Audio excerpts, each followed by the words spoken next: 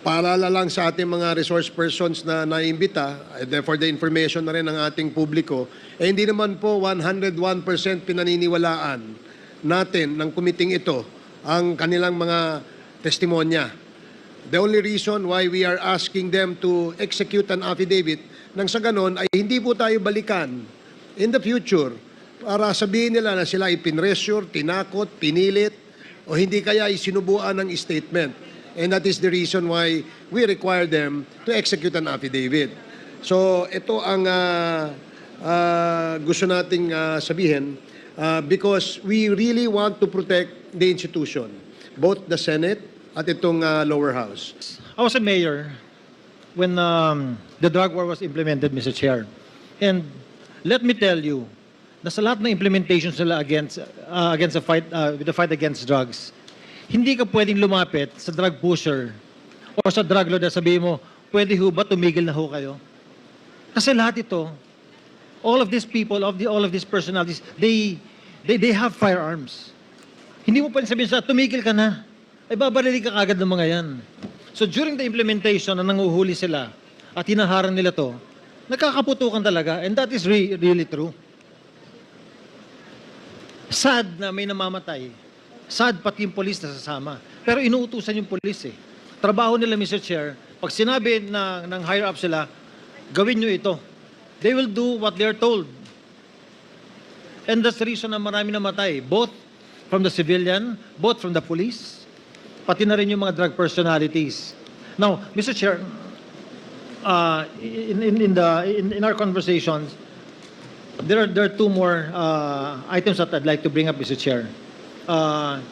First, when Mr. Kerwin Espinosa said na lahat ng sinabi niya sa Senate hindi totoo. That is an institution that we also have to protect. What if he will go into another investigation and he will say that everything he said here is not real, is not true? So, ano yung pinanghahawakan natin lahat in both institutions of the Senate and the House? And second, it was Colonel Marcos who was head of the CIDG in Leyte at that time during the killing of the father of Kerwin Espinosa. And ang haba ng sinabi ni Kerwin, but we haven't heard yung side, Mr. Chair, ni Colonel Marcos kung ano yung masasabi ni Colonel Marcos regarding sa mga nangyari sa event ng pagkamatay ng father ni Kerwin Espinosa. So, Mr. Chair, will it be possible to hear aside from Colonel Marcos against sa sinabi ni Kerwin so that we can hear both sides?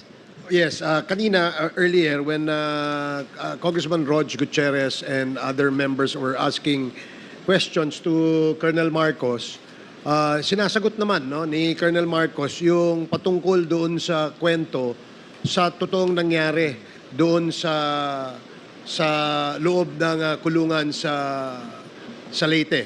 Bye-bye.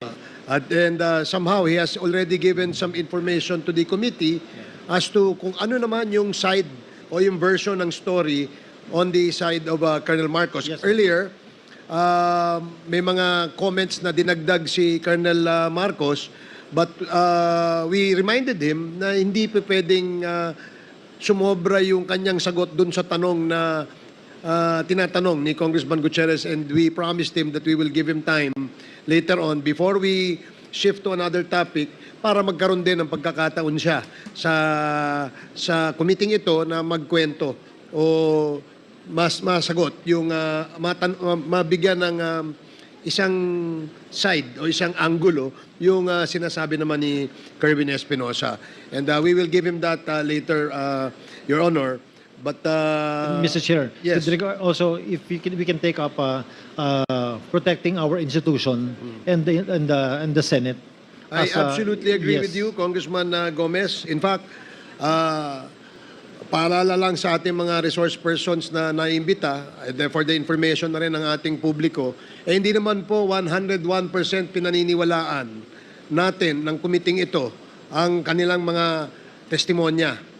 The only reason why we are asking them to execute an affidavit nang sa ganon ay hindi po tayo balikan in the future para sabihin nila na sila ay pinressure, tinakot, pinilit o hindi kaya isinubuan ng statement. And that is the reason why we require them to execute an affidavit. So ito ang gusto nating sabihin because we really want to protect the institution, both the Senate at itong lower house.